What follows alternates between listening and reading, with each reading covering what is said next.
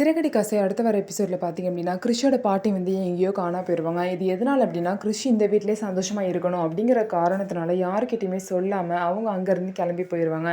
இதனால் முத்துவும் மீனவும் பார்த்தீங்க அப்படின்னா அந்த பாட்டியை தேடிட்டு இருப்பாங்க.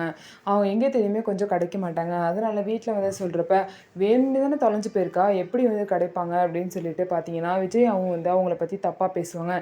இவனை இங்கே கட்டிட்டு இவங்க தலையில் கட்டிட்டு போயிட்டான், இவங்களும் ஏமாந்து அவனை கூட்டிகிட்டு வந்துட்டாங்க அப்படின்னு சொல்லிட்டு மீனாவையும் முத்துவையும் சொல்லுவாங்க.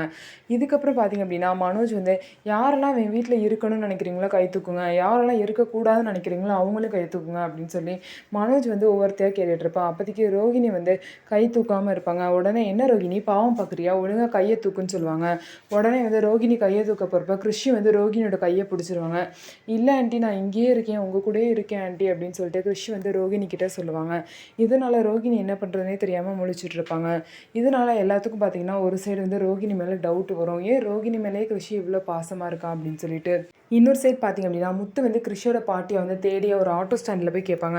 அவங்க வந்து இவங்க ஏன் ஆட்டோவில் தான் ஏறுறாங்க அப்படின்னு சொல்லிட்டு ஒருத்தவங்க சொன்னோன்னே எங்கே போய் இறக்கி விட்டீங்கன்னு கேட்கும்போது ஒரு கோவிலில் இறக்கி விட்டேன்னு சொல்லுவாங்க. உடனே முத்து பார்த்தீங்க அப்படின்னா அந்த கோவிலில் போய் விசாரிப்பாங்க. ஆமாம் இவங்களை நான் இங்கே பார்த்துருக்கேன்னு சொல்லிட்டு அந்த கோவில் பூசாரின்னு சொல்லுவார்.